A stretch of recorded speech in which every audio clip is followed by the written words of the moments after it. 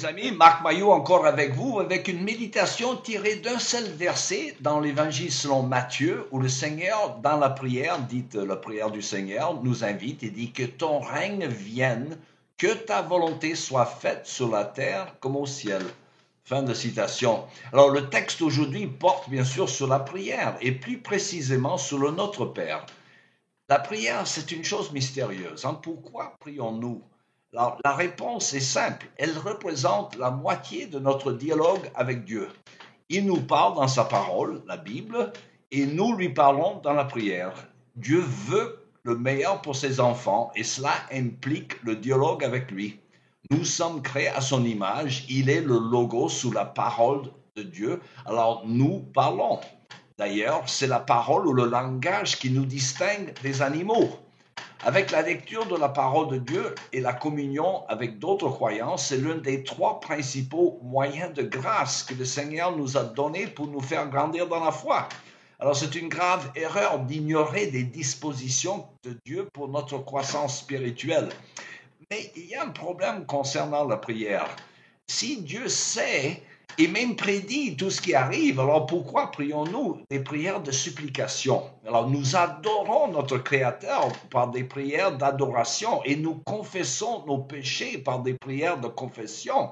Nous le remercions par des prières d'action de grâce. Mais pourquoi prions-nous des prières de supplication?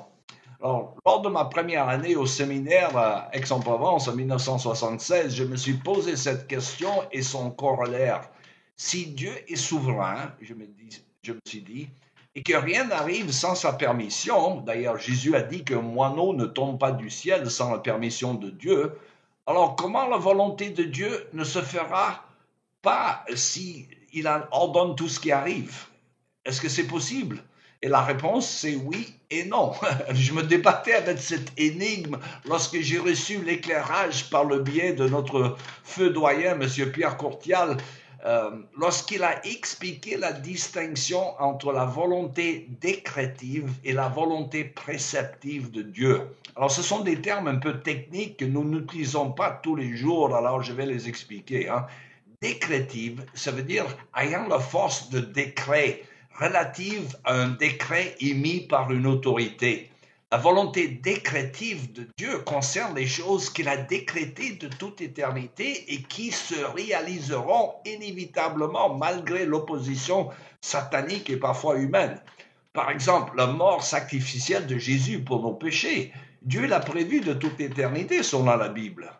Alors, en effet, l'Ancien Testament tout entier contient de nombreuses références à la mort du Messie ou le serviteur du Seigneur, comme le désigne le prophète Isaïe.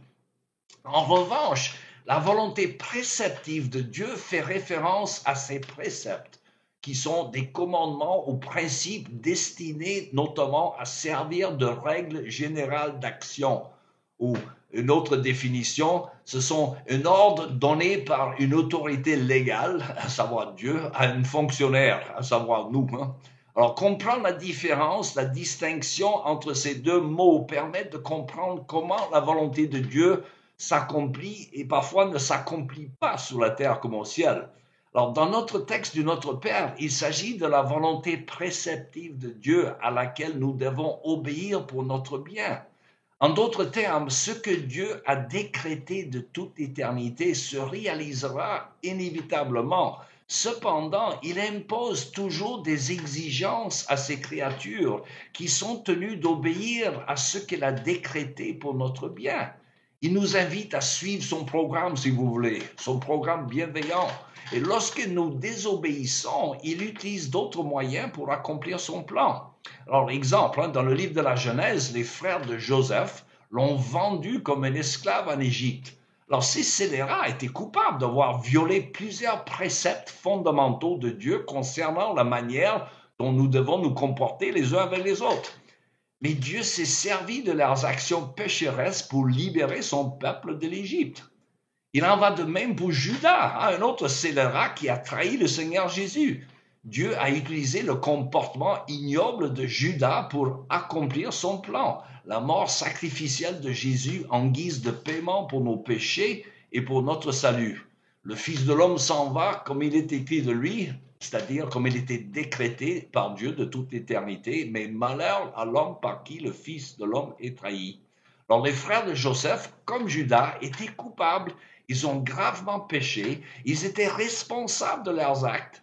S'ils n'avaient pas péché, Dieu aurait trouvé un autre moyen d'accomplir son plan. Quoi qu'il en soit, les hommes sont responsables de leurs actions et pourtant, Dieu est souverain sur tout ce qui arrive. Dans l'épître de Paul aux Romains, au chapitre 8, il dit « Dieu dirige toutes choses pour le bien de ceux qui aiment Dieu et qui sont appelés selon son dessein. » Dieu est totalement souverain et nous sommes entièrement responsables de nos actes. C'est mystérieux, hein? Alors, quelle est l'application de ce passage? Mais c'est une exhortation à prier, hein? Le Dieu souverain qui a établi un univers de cause à effet tout en se permettant d'intervenir dans chaque détail. Et il intervient lorsque son peuple prie. Il nous l'a dit à maintes reprises et il nous demande d'ailleurs de prier sans cesse. Alors, il est vrai que la prière est mystérieuse, le timing de Dieu n'est pas le nôtre, hein, et parfois il dit oui à nos requêtes et parfois il dit non pour des raisons que nous ignorons, mais il le sait, et parfois il nous fait attendre. Mais comme l'a dit un pasteur anglais, et je le cite, Dieu vous donnera tout ce que vous sauriez lui demander si vous saviez ce qu'il sait. Je vais répéter ça. Hein? Dieu vous donnera tout ce que vous sauriez lui demander si vous saviez ce qu'il sait. Il a donné son Fils pour notre rédemption. Que pourrait-il donner de plus? Quelle preuve supplémentaire nous faut-il qu'il nous aime? Voilà, c'est tout le temps qui me reste pour aujourd'hui, mais il me reste à vous souhaiter une bonne journée et à la prochaine.